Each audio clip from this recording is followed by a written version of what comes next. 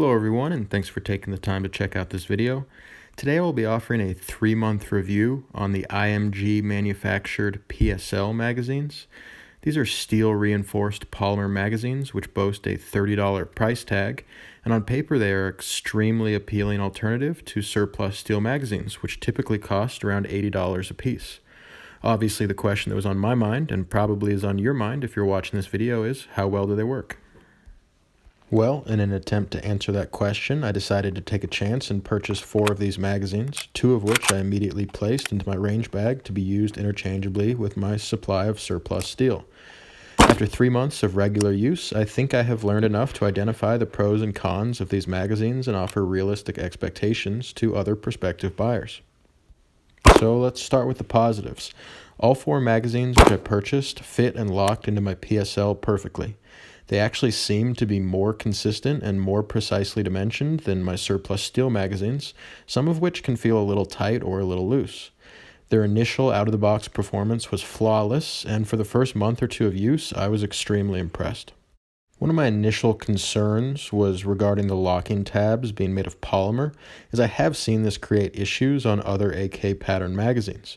After a careful inspection, however, I see no indications of erosions or problematic wear, and I'm cautiously willing to say that polymer construction is perfectly adequate in this application. Furthermore, I do believe that the steel reinforced feed lips are good to go. I see no indications of spreading, and considering the relatively weak magazine spring on PSL magazines, I really don't see that changing with time. I also appreciate that the steel reinforcement keeps the integrity of the rim recess cuts, and I do believe that without the steel liner, these small but critical channels would start to erode and smear. So now let's talk about a couple things which weren't so great, starting with a couple nitpicky things and then moving on to the big one. First, the website that I bought these magazines from advertised them as US made, which I thought was pretty cool, but as you can see on screen, that story did not check out. These are made in Korea. Second, these magazines regularly failed to engage the last round bolt hold open feature on my PSL.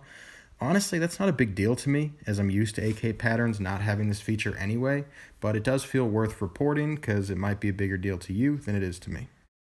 So now we're on to the third detraction, and unfortunately this one is pretty serious and I believe represents a critical design flaw in these magazines, which is that the IMG magazine uses polymer feed ramps. As you probably know, PSL magazines have integral feed ramps built into the magazine, which elevate the cartridge towards the chamber as it leaves the magazine. These feed ramps are subject to pretty significant forces, considering that the nose of the projectile hits the ramp with the full force of the cycling action.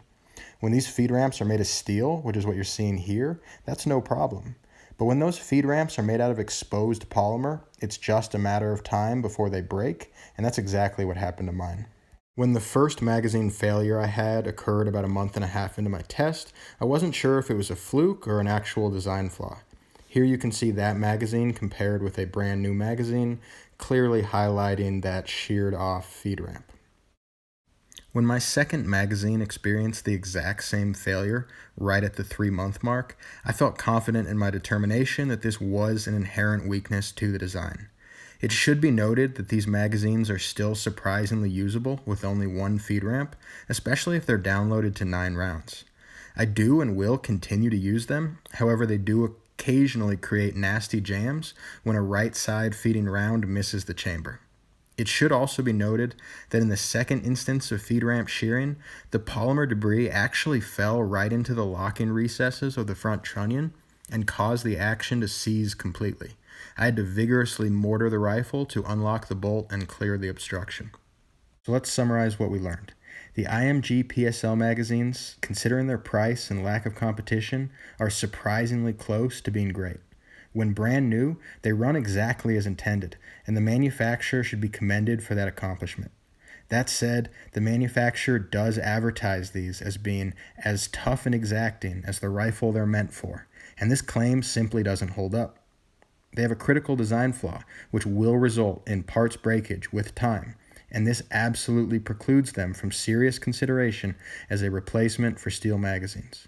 A low-volume shooter might be able to get away with these magazines for a few years, but a moderate to high-volume shooter will unfortunately find that steel magazines are still much cheaper in the long run, considering they do not need to be replaced every few hundred to few thousand rounds. Finally, let me conclude by saying that while I know nothing about IMG as a company, it's not my intent to rag on their product here. I'm enormously grateful for all companies who fill niches in the historical weapon market and create alternative supply chains so collectors like myself can keep our more obscure weapons running. So while ultimately I cannot endorse or recommend this product at this time, I'm actually pretty impressed with how close they got to making this work. And if they ever come out with a second-gen version with reinforced or redesigned feed ramps, I'll be the first in line to buy some more and try them out.